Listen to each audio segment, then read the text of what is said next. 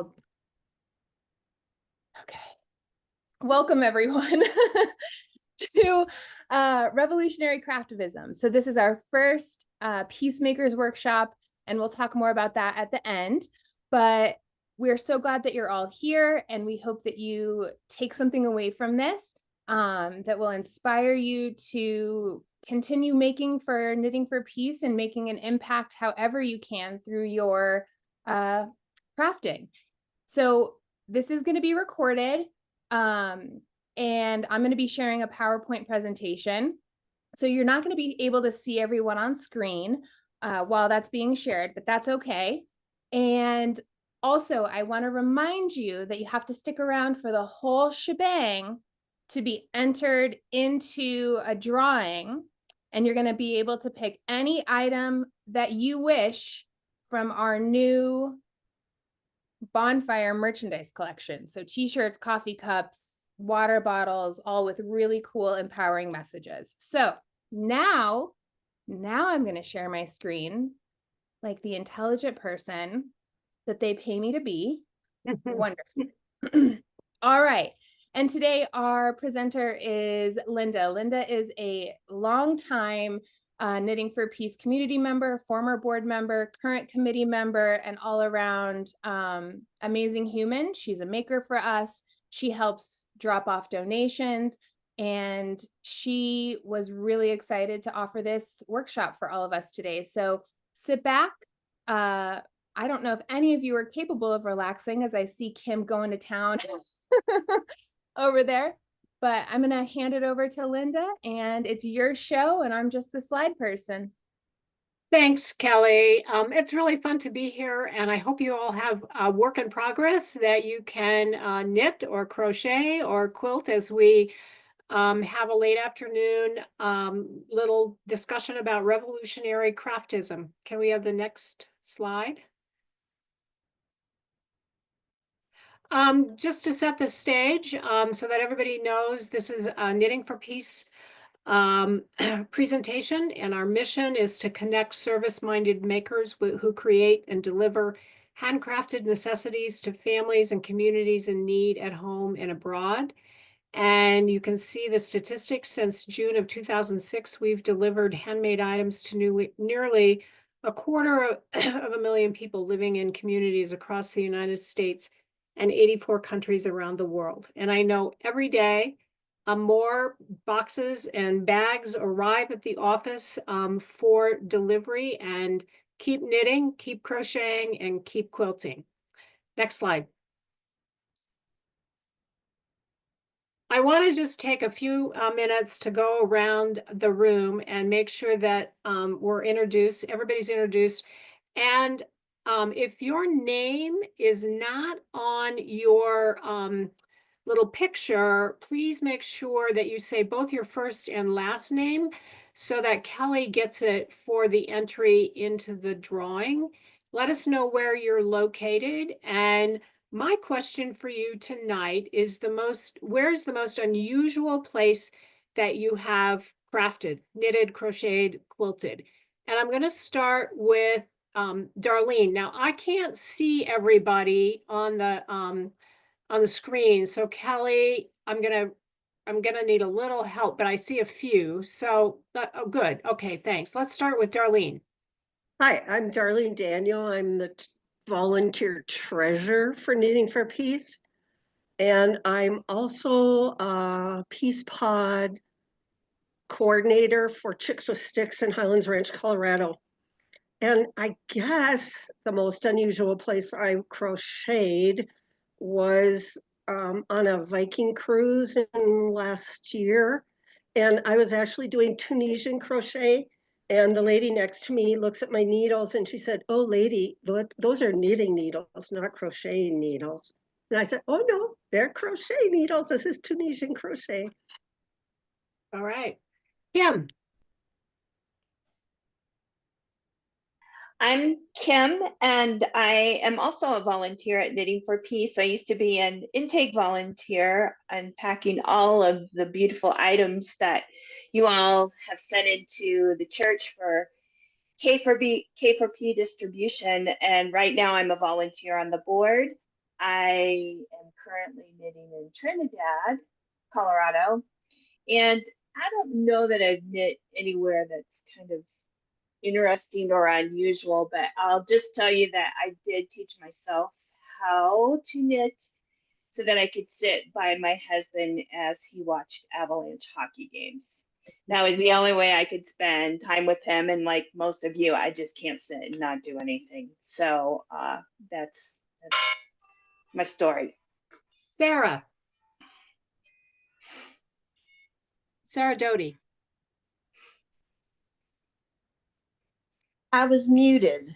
Yep. I'm Sarah Doty, and I'm from Houston. And I'm on, I have I'm on been, a Zoom call and I have my mail. Oh, it's fine. Sue. Oh, there. and I have been with this group for a long, long time. And I don't know exactly what I need to say. So Any thoughts about an unusual place that you've been found to be knitting or crocheting or? well, I've been knitting since I was 10, so I have been knitting a lot of weird places on right. vacations and all kinds of stuff. Thanks. Pamela. You're going to have to unmute yourself. Okay, thank you. I live in Grand Haven, Michigan, right on Lake Michigan. And I can't say that I've really knitted any place really unusual, but whenever I travel to visit my children in Boston or Nashville, I always pack a little knitting project in case I'm stuck at an airport or wherever. And my grandchildren always are, like amazed at watching me knit. So I just mostly at home, but when I travel domestically. Great. Evelyn.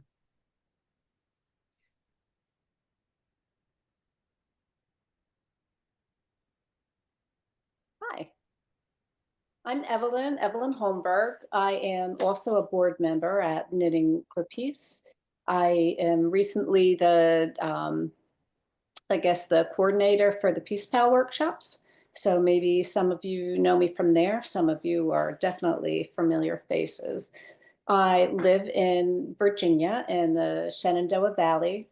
And I think probably the most unusual place that I've brought my knitting is this fantastic, huge pile of granite rocks right up on the Appalachian Trail on the Blue Ridge Parkway. So it's a beautiful place to lay down in the sun, and if you like to climb rocks, it's fantastic. I love to be inside a rock and climbing on rocks, and that's where I brought my knitting a couple of times.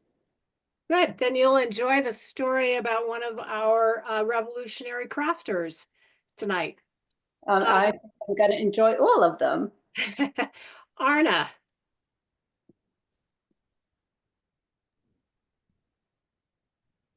Hi, I'm Arna Kaplan, and I also been with Knitting4Peace for many years. I think I attended the first Peace Pod meeting at the Congregational Church, where we have our offices. The most unusual place I've knit was probably in Amboseli National Park in Kenya, where we went to see the most wonderful herds of elephants. Right. Sue Wolford. Hi, I'm Sue Wofford, and I live in Denver, and I'm part of the church where our offices are. And I like to knit very, very simple things. I like to keep my hands busy, but I don't want to have to think about a pattern. And I knit lots of different places, but every Saturday with a group of women here in Denver, which is very special. Great. Leslie Yelland. Okay. My name is Leslie Yelland. I'm from Denver. Have been Knitting4Peace for several years. And Linda and I are involved in making many, many, many quilts that have been distributed for the past. That was our COVID project. And COVID's no longer here, but we still are. Thanks, Leslie. Mhm. Jean Stevenson. Hi, I'm Jean Stevenson. I'm also from Denver, and I knit with Sue Wofford and Leslie and Arna and Linda and Kristen, and enjoy that group a lot. My most unusual place for knitting is probably in Namibia, South Africa. I went there after I retired and worked in a orphanage, and I taught second and third grade little girls and some little boys how to knit, and they really loved it. That's all they wanted to do. So that was a fun place to knit. Glad to be here today. Natalie Parker. Hi, Natalie Parker. I'm in Longmont, Colorado, and I can't say that I've really knitted in any particularly unusual place. I always take knitting with me when I'm in the car or in a plane and where I land. So it's just I'm like someone else who said, I think it was Sue who said, like to keep my hands busy. Jenna. Hi, I'm Jenna. I'm from Lewiston, New York. And I am always knitting or spinning. So I think like I've been in a ton of unusual places, but I think the most unusual situation is a couple of years ago. I was at Disney Magic Kingdom and my family was on rides that I cannot stomach. So I was sitting on a bench just knitting. And within about 15 minutes, I had like 8 or 9 kids just sitting in front of me thinking that I was like part of Disney, just knitting. And I look up and I'm like, oh, I need adults. Where did all these little people come from? So that's my funny, ridiculous knitting. Good. Christy. Hi, I'm Christy Lindquist. I'm from South Central Minnesota. And probably when I took my trip to Costa Rica, because I'm knitting everywhere as well, we intentionally took pictures at waterfalls with my knitting project. And so my knitting project got to see all the sites with me. All right. That's a great story. Marcia.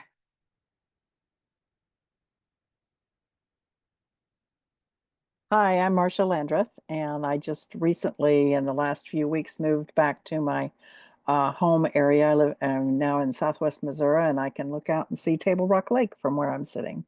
So I'm happy to be home. And probably I didn't think it was an unusual place, but other people do. So sometimes, especially men, I knit in meetings because if I'm knitting, I'm paying attention. If I'm not knitting, I'm counting ceiling tiles and making grocery lists in my head and thinking back about what I did in the 5th grade. So that it keeps me focused. So, and I've been with Knitting4Peace since I guess we started sometime around 2018, before the pandemic, and we knit through the pandemic and now after the pandemic. And I am very honored to serve on the board of directors. Great, thanks. Kristen Rosansky.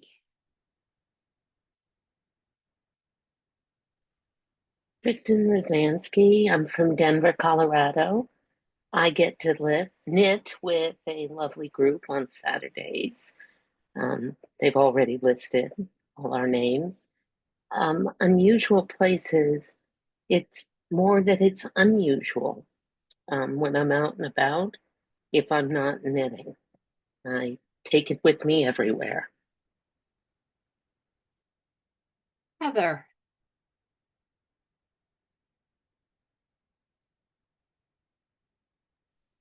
Hi. There you go. Yeah, I had to download it quickly. I switched from my phone to this, so I was having some technical difficulties and missed a lot of people. Sorry. But yeah, I'm Heather. I'm from Greenville, South Carolina. And I haven't knitted anywhere all that exotic. I guess the most exotic place might be on a train in England, which isn't all that exotic, but you know, is not home. So great. Thank you. And we heard from Kathy Partridge via chat. She is in a plane. She says her most unusual place for knitting was going across the international date line. So Kathy's been a longtime member of Knitting4Peace as well and is on the board of directors. Alice.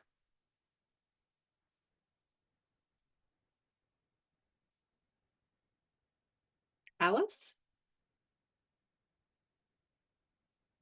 Sorry about that. Okay. I'm Alice and I hang out with a bunch of you guys, so that's the only reason I'm here. And Kelly told me I wouldn't have to say a word. Oh, okay. I didn't mean to lie to you, Alice. That's the last time, I promise. Okay. All right. Could we have slides up?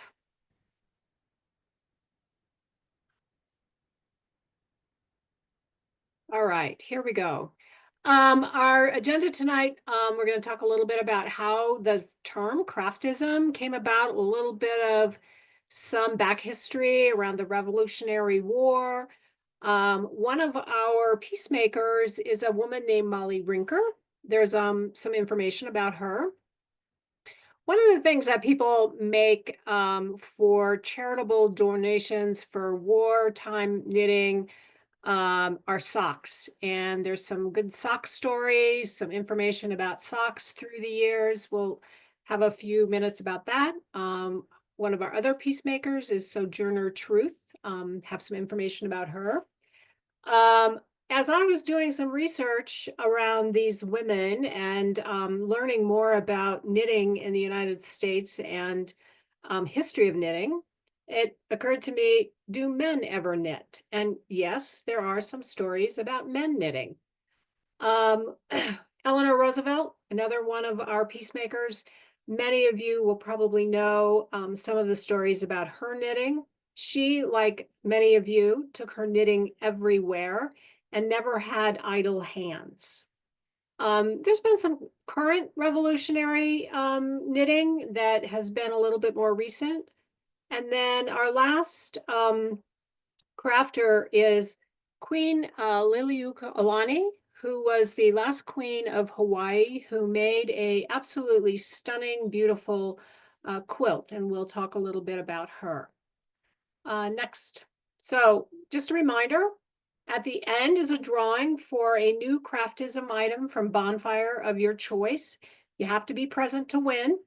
I'll have a little information from Kelly on the new Peacemaker program and some time for question and answers at the end. Next slide. So I want to, because I am a former lawyer, I always do a disclaimer in my presentations. And my disclaimer tonight is I am not an expert in any of this history. Like many of you, I sat down and started Googling, started looking out on the internet for a lot of the information that you're going to see here tonight. It is just a message that if I don't know the answer to your question, it's really, I'm happy to go find it. But I'm as new to this subject as many of you are as well. I had a lot of fun doing the research and pulling together the information, and I hope you'll enjoy the presentation and discussion tonight as well.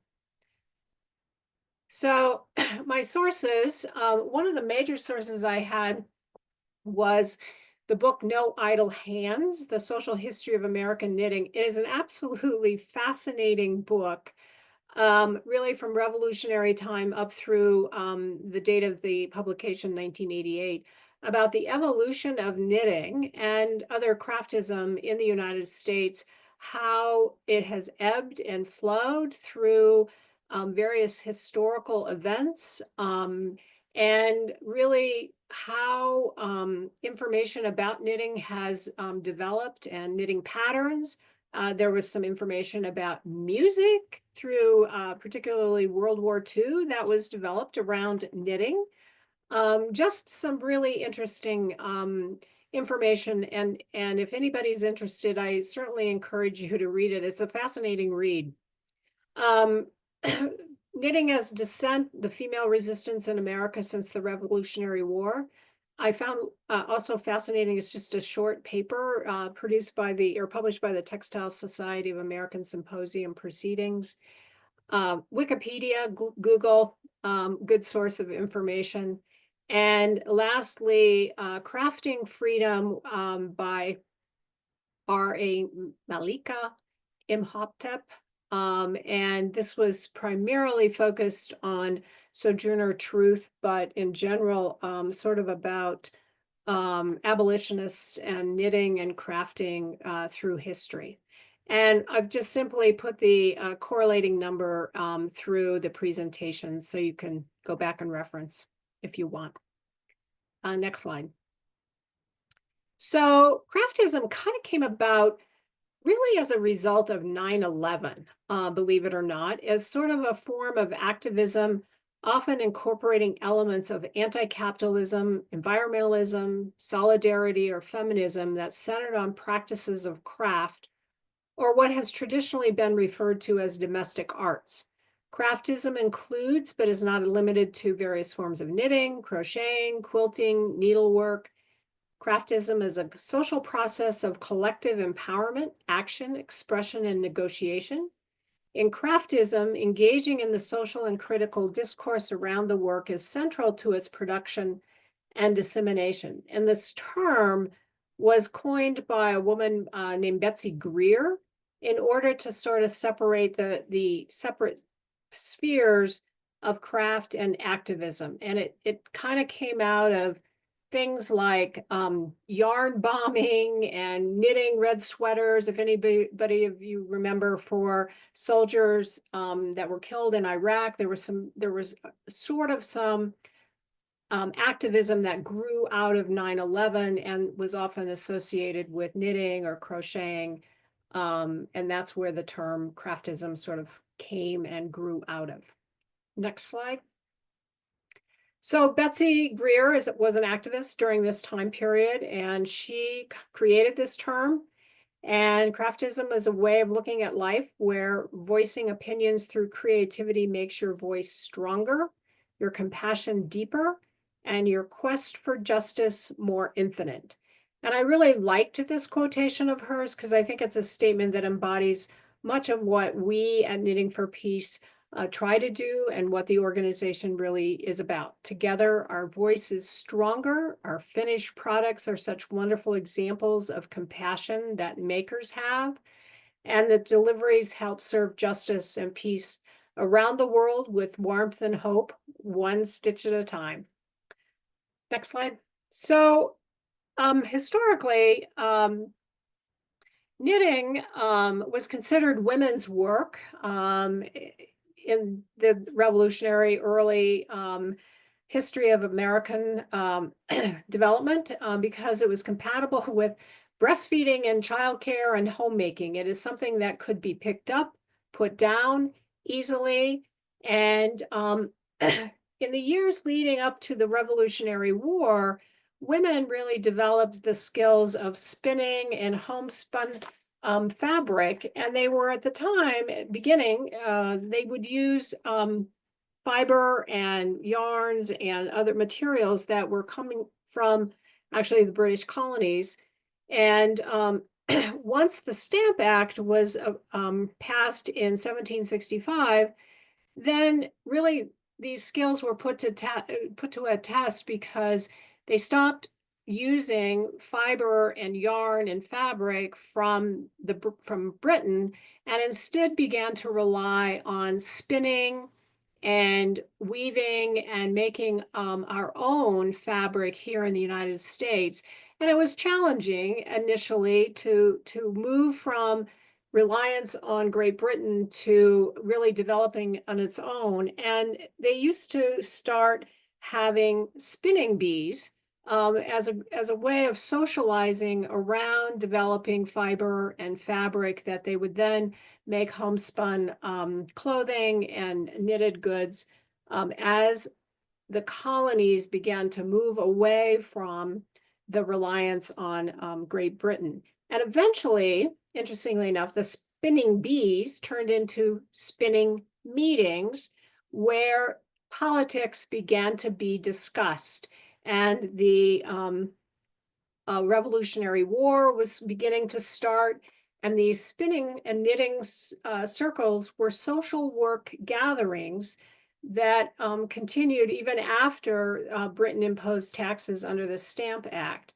And they started to have competitions in communities to see how many fiber goods could compensate for the boycotted material. And this was kind of a beginning of being a patriot, actually. It was before the war started. Men were starting to organize, and these women were deemed to be patriots. Although many of them really were uncomfortable with this designation because, again, they sort of viewed the spinning and the knitting as sort of women's work. But all of this was actually very important to the success of America's boycott of British goods, because so much of the British goods were really designed for everyday living. So this was a huge economic issue, this boycott, and really did propel some of the early movements of the Revolutionary War. And I found that very interesting that, you know, the boycott and moving to being self-reliant and spinning and using their own linens for clothing to be such a major contributor to the Revolutionary War. Next. So one of the peacemakers that we selected to be a part of Knitting for Peace was a woman, Molly. Her nickname was Old Mom Rinker. She was a tavern owner in a community not far from Philadelphia. The British troops came to her tavern, stayed there, and the men in her family weren't allowed into the tavern because they, of course, would have been suspected as being spies or listening in on the chatter of the British soldiers. However, Molly was viewed as sort of an old mom who was there to tend to the needs of the British soldiers, and she listened and she took note of the conversations that the British soldiers were having about where they were headed in their movements and where they were going to go and the battles that they were talking about. And she wrote notes, and she wrapped those notes in her yarn balls. And next slide. And she would casually walk on down the road and she wrote these messages for General Washington. She rolled them in her balls of yarn, and she would casually stroll out to a cliff outside of her town. And, you know, she was just viewed as a little old lady that was knitting, and that was not, you know, a danger of any sort. And she would just sit there and knit quietly, very tranquil, and an unsuspecting image, because nobody suspects little old ladies who knit, right? So next slide. So as the troops, General Washington's troops, would pass by the road below her rocky cliff, she would just kind of gently nudge that ball of yarn over the cliff with her precious information to the ledge. And the soldiers kind of calmly, quietly picked it up and delivered the information to General Washington. She never dropped a stitch. So she was really the first Revolutionary War spy that used knitting to the advantage of the troops. One of the interesting stories I read in No Idle Hands was about General Washington's wife, Martha Washington. She also was a big knitter, and General Washington would ask her to come to knit regularly with the officers' wives. She transferred her knitting practice from Mount Vernon to the camps where she spent several months during the war. And there are references, excuse me, in Mount Vernon records about knitting items, needles, yarn, things like that, that was included on inventory and information about purchasing. She organized women to knit socks and caps and make bandages in camp, and she was really very important for the morale of the women who had family in the troops, and she was greatly admired. And as a result of her presence, several other ranking officers invited their wives to join. And these women were known as Sewing for Liberty. Next slide. So always with soldiers and in war, men, women need socks, socks and more socks, especially early on in the Revolutionary War, the Civil War. Shoes were not as well made as they are today. And these soldiers were out in the winter, they were out in the mud. Their shoes were often well worn and had holes in them. And they went through a lot of socks. So next slide. So there were pleas, many pleas from soldiers all the time being sent back home. Send socks, pleaded the Civil War soldiers back home to their wives, their sisters, their mothers. And that started really a revolution of sending socks. And even in Revolutionary War, women made socks. In World War I and World War II, socks were always needed. And homemade socks were much better than commercially made socks at this point in time. They lasted, homemade wool socks lasted much longer. They were warmer.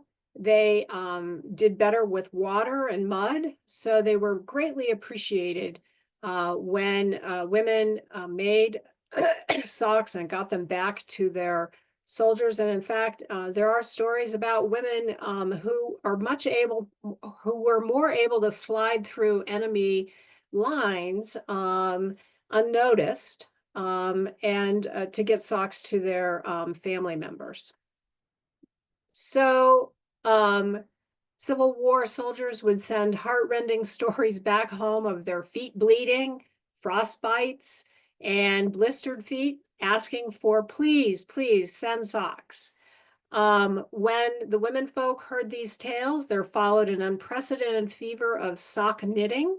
Those of you who like to make socks, I don't quite have that patience, but you can imagine them all click-clacking with their needles, getting those socks out the door to their loved ones.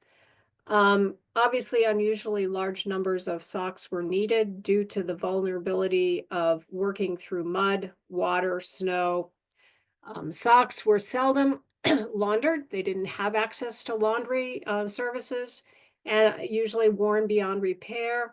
And often when they got to that point, soldiers used them as rags. And I know many of you have seen pictures of men tying socks around their feet or arms or legs to use as rags.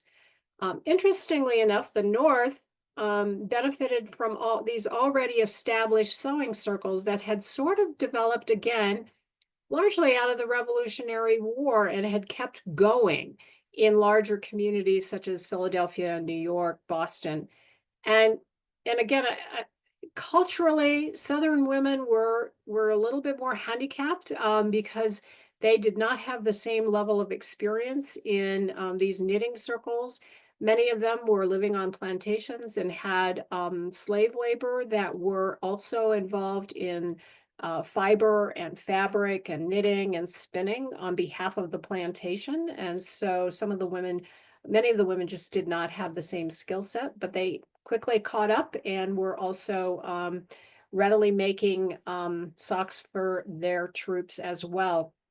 And again, as I mentioned, the soldiers didn't really care for machine-made socks. They wanted homemade wool spun socks, and they were considered sort of a poor substitute for hand knits. One of the very well-known women through the Civil War time and who is seen almost always with a ball of yarn and knitting needles in the pictures about her is Sojourner Truth. And Sojourner is also one of our peacemakers. And she was born around 1790 in Ulster County, New York, which is known for its wool and its sheep. And she is said to have been forcefully employed to spin wool at age 13. There was a law in New York that allowed owners to free slaves, and her owner had promised her her freedom in accordance with the law, but kind of reneged on his promise. And she really committed herself to really wanting to work for her freedom through the summer of 1826. And it is figured that she spun about 100 pounds of wool into homespun yarn for her owner to purchase her freedom. And it is estimated that it would have probably taken her about 6 months to accomplish that spinning. She eventually emancipated herself and her infant daughter, and she established herself as an abolitionist speaker and religious prophet for the work of Black liberation. So in 1843, she moved from New York to Massachusetts, where she participated in a utopian freedom experiment called the Northampton Association of Education and Industry.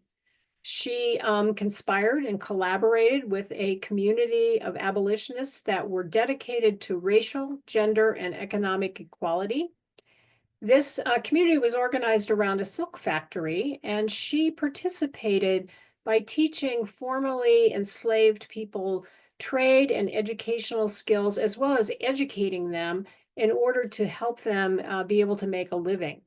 And she went on to become a very popular anti-slavery speaker at the time of the Civil War, which is very unusual for a freed Black woman to do that. She traveled and she would sell these, I don't know the word, how to pronounce the word, but carte de visite, and it's like a postcard. And the pictures you see of Sojourner are these like a postcard, and they are pictures of her that she would sell to raise money for her abolitionist causes. And there are about 4 or 5 images that have been, I think, located, and many of them have her sitting with a ball of yarn or having knitting needles in her hands as well. Next slide, yeah. So, do men ever knit? I know that many of us probably do know men that knit, but it was not perceived to be the most popular of things. But I did locate actually some pictures of men knitting, and in particular in relationship to World War I, that it became sort of a way to help men recuperate. They were men that were poor, that were in almhouses, had tuberculosis, mental conditions, charitable institutions, and they were taught knitting as therapy. And we all know today that knitting, crocheting, craft, and quilting are all very therapeutic and helpful and meditative, and very important for health and well-being. And it was also a time for knitting for patriotic zeal. Again, in World War I, there was a cry for socks, for homemade garments to be sent to soldiers. And it did become socially acceptable and popular for men to knit. And in particular, recuperating soldiers were encouraged to knit, as in that time, in that era, many of them were confined to beds for very long periods of time. Our third peacemaker is Eleanor Roosevelt. We have a lot of history about Eleanor. She was born in 1884 and lived to 1962. She was born in New York. In addition to being the longest serving first lady and dubbed the first lady of the world, she in her own right was a political figure, diplomat, and human rights activist, particularly coming into her own after the death of her husband, Franklin Delano Roosevelt. So her story about knitting is that on September 30th, 1941, she was giving a speech at the Waldorf Astoria in New York City. There were 2,000 women in the audience, and she said, we cannot turn our backs on the needs of other people. And following her speech, she sat down and began to knit to set an example. There was a general in the audience, and he said, yes, that people would be very grateful for, the soldiers would be very grateful for any of the knitted gifts that could be sent overseas to the soldiers. And as you know, in December of that year was Pearl Harbor, and that's when we entered the war. And her plea launched a drive to enlist every American woman into a knitting army. And she encouraged women to knit 1 million sleeveless sweaters before Christmas of that year. And that goal was met. So there was a little bit of poking around the fact that sweaters and socks and things that were made during World War I, some had to be unraveled and reknit. The knitting wasn't as high quality as Eleanor was really requesting. And she made a statement that she said she hoped we would do better than we did 20 years ago in World War I. And this was kind of the beginning. This knitting project was the beginning of the utilization of standardized patterns and standardized regulation khaki yarn, which could be bought for $1.85 a skein. And it was started the real development of yarn stores and other department stores who sold the patterns, had the patterns, sold the yarn, and it became more standardized in order to avoid the problem that they had in World War I. And this was also start of the some of the magazines, knitting yarn magazines that are now out in circulation. And it was really her effort to improve the quality and have some quality control over these hand knit items that really started that movement. So her plea inspired a love of country in the soldiers. I think, there was a lot of patriotism during World War II. It was important that knitted sweaters, for the soldiers that received them, were very grateful for them. Again, that handmade woolen clothing was still stronger than any other material. And I think people found that knitting was a great way to calm fears and to relieve the anxiety of those waiting to hear from loved ones serving in the war. And again, this is something that we all know, that knitting, crocheting, quilting is really a great stress reliever. And again, people made gloves, socks, little caps that were worn under helmets became very popular as well. They were quick, they were easy. And still, socks needed to be changed often to keep feet dry. If any of you read the stories about World War II, they still were slogging through mud, snow. Socks get worn out pretty easily, even hand knit socks. Eleanor was a absolutely no nonsense knitter. Although it's interesting, she wrote a lot. She had a regular column that she published, and she doesn't mention her knitting very often at all. It was very utilitarian. It was for her family. It was gloves, scarves, sweaters, very practical. No idle hands. There are many pictures of her meetings on airplanes, at the beach here, where you see that she is knitting. And as I mentioned, after her husband died, she really came into her own for her human rights work. She was the first U.S. representative to the UN Commission on Human Rights, and she was the first chair of that commission as well. And she continued to knit. I like to think she was knitting during meetings, like many of you have expressed about where you knit, that knitting helped her focus. And one of the things that we will do after tonight is we will be sending out her knitting pattern for mittens, which can be used for mittens for Knit4Peace as well. So recently, some current knitting revolutions that have been out and about. I mean, I know many of you remember the pink pussy hats in 2017 during some of the women's marches.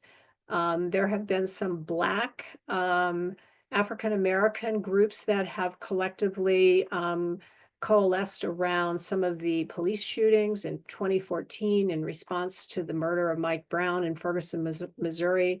Women started the Yarn Mission, which is a pro-Black, pro-community collective that knits for Black liberation. There's an organization founded in 2000 called the Revolutionary Knitting Circle that promotes anti-capitalist and environmental policies via nonviolent knitting protests. Some of you may remember the movement Take Back the Night.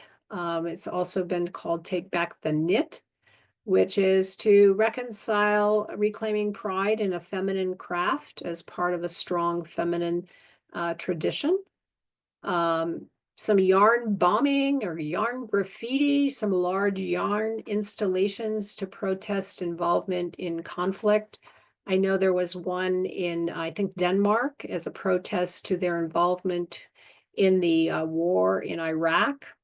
The Little Red Sweaters Project for soldiers killed in Iraq since 2003. So people, women in particular, but people still continue to have revolutionary reasons for knitting and revolutionary gatherings to protest, to promote peace and justice through craftism as well. The efforts continue today.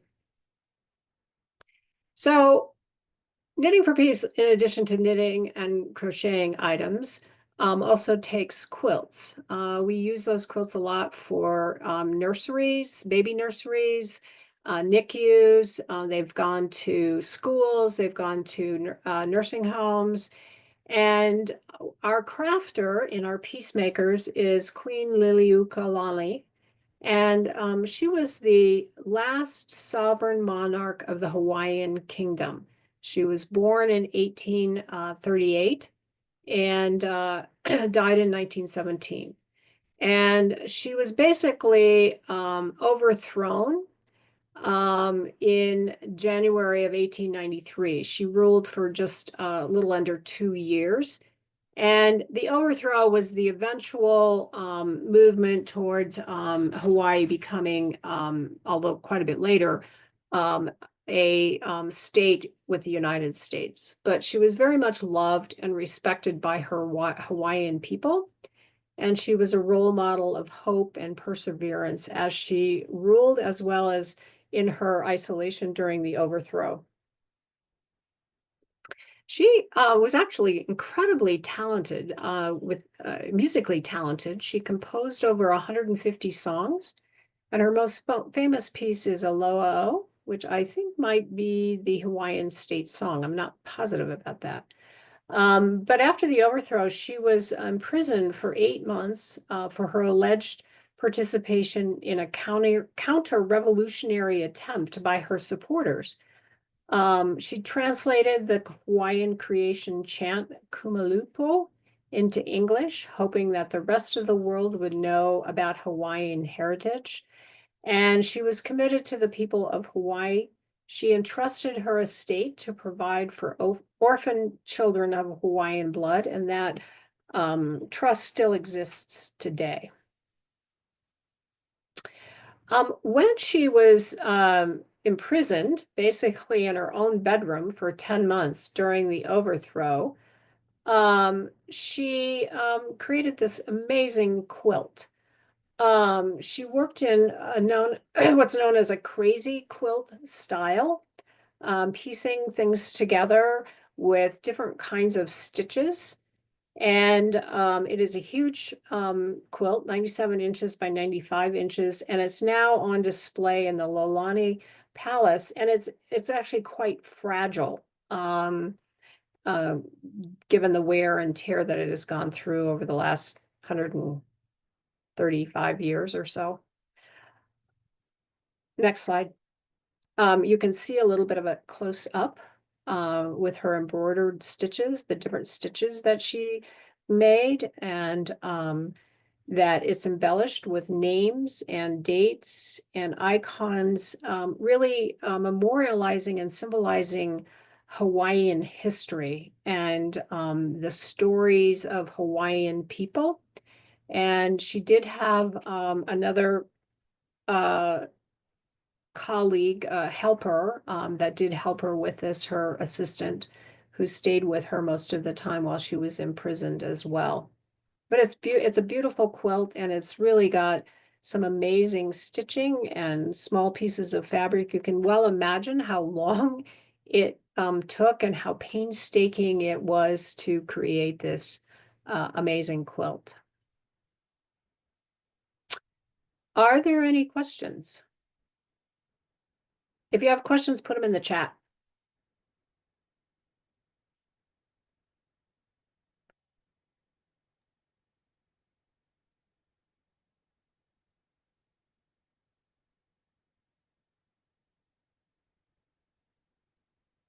Go on to the next one. Natalie, were you asking a question? Looked like you were talking. Oh, okay. There's no questions at all? Oh my gosh. Wow. All right. Then I'll get back to my job, what I'm supposed to be doing here.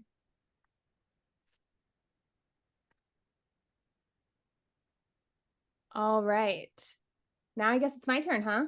Yep.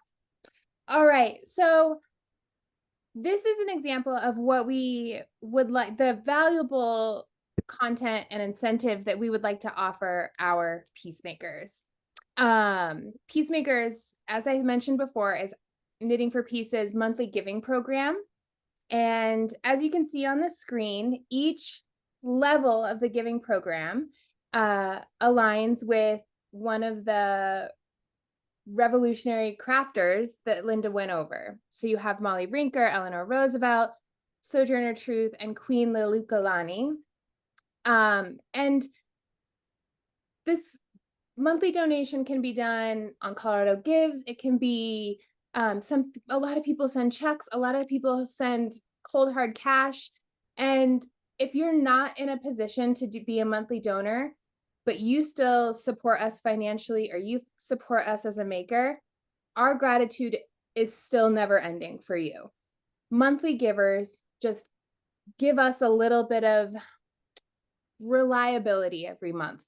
We know what we can do. We know we can pay the storage unit rent. We know we can do this. We know we can do that with these monthly donors. So if you're not already, many of you are, but if you are not already, I encourage you to go to our website, go to the donate button up at the top, and just read a little bit more about it.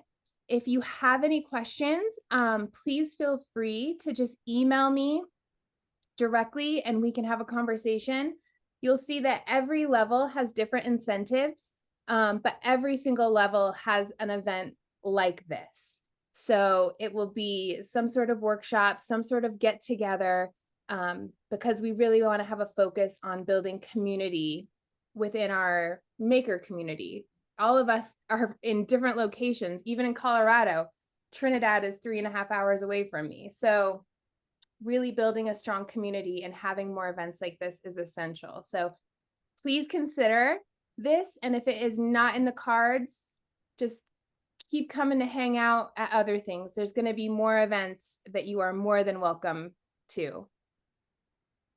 So this, if you received my reminder email today, we have the new Bonfire. And for those of you who aren't familiar with Bonfire, it's a website for nonprofits, so we don't have to pay sales tax on selling t-shirts and stuff. So they just save the nonprofit a lot of time and energy and shipping, honestly. So we have 2 new campaigns running on Bonfire right now.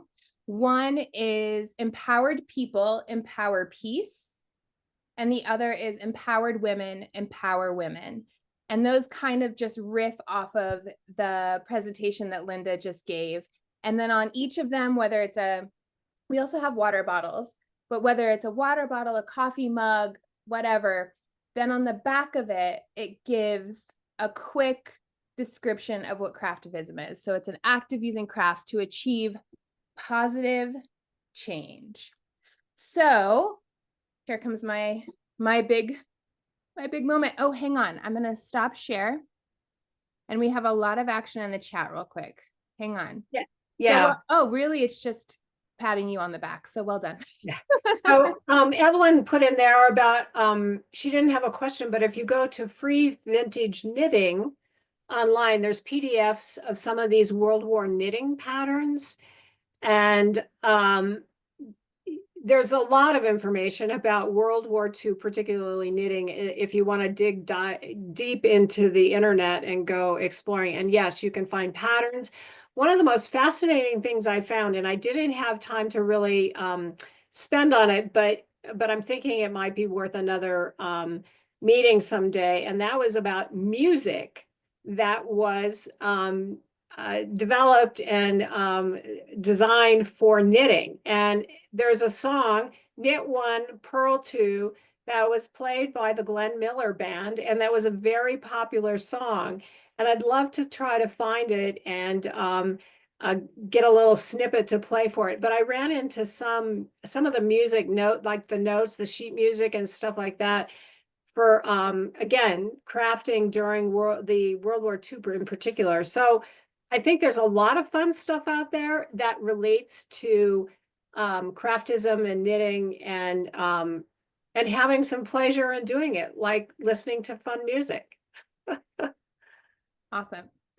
Okay, so I was going to throw everyone's name into an online prize calculator thing, and I thought that's boring. So I did the old-fashioned thing, and I wrote all your names down and I put them in my little glass. So we're gonna do this the old-fashioned way.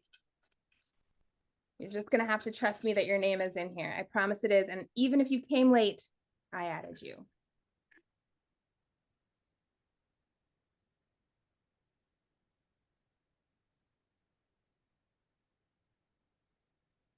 Sue, you win.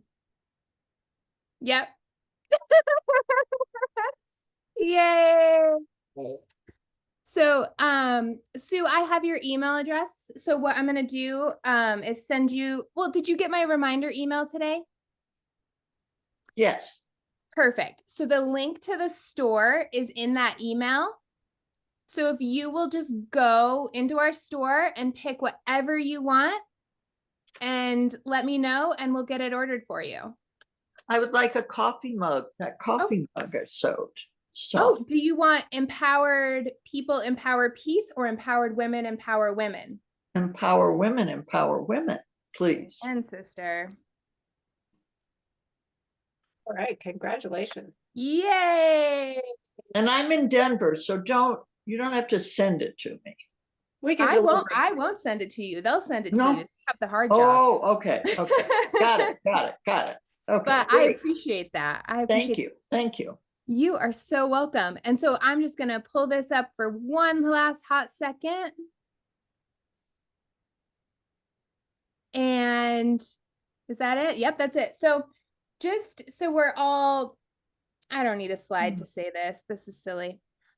Just so we are all on the same page. We're all here for making the world better for people. We're all here to bring light and bring hope and bring warmth and bring peace. And all of us are empowered to do that, whether if it's by our voices or our knitting needles or our crochet hooks, whatever it is, you're empowered to make the difference. And I hope that we all learned a little something from the peacemakers, even the men that Linda covered. I know I was certainly inspired. Sojourner Truth rocked my face off. So I almost said something that was not PG. So rocked my face off, and it was just amazing. So Linda, do you have anything else to wrap up with, or any final questions? Yeah, I do want to just do a quote from the article about Sojourner Truth, that the needles and yarn held in her hands in those 19th century images, like the postcards that she made, are not only tools of craft, but symbols of a liberatory ethic that dares us to put our hands to work, designing a new world, stitch by stitch. And I think these are words to live by in these very challenging times. And I know Kelly and I chatted for just a few minutes before we all got online, and that many people are finding that craft, knitting, crocheting, quilting is something we can do, and it helps, and it's going to help other people. And I know many of us feel we're in some pretty challenging times, so work those hands. Thank you. Thank you you. so much, everybody. I'm going to throw my email in the chat, just in case. I'm pretty sure you all have been harassed by me, but I'm going to throw my email in the chat if you need anything. And please feel free to reach out if you have any questions at all. And Kelly, don't forget to send out the pattern. I will not. I have a note. I will probably get that out tomorrow, just because I want to also get out this recording, and it'll take some time to edit. So the pattern comes from Eleanor Roosevelt. It's a mitten pattern. It's a very basic, simple, but it would certainly work for Knitting for Peace mittens if you are so inclined. And we always need mittens. Always need mittens. We just donated 400, so we always need mittens. Oh, wow. Yeah. Great. Wonderful, everyone. Thank you so much. And Sue, I'm probably going to email you. So. Okay. Thank you. Wonderful. Thanks, everybody. Thank you. Bye. Bye. Thank you. Linda, it was great. It was fun. It was really good. There's all kinds of good stories out there. Yeah, it's marvelous. Thanks, Linda. Bye, everybody.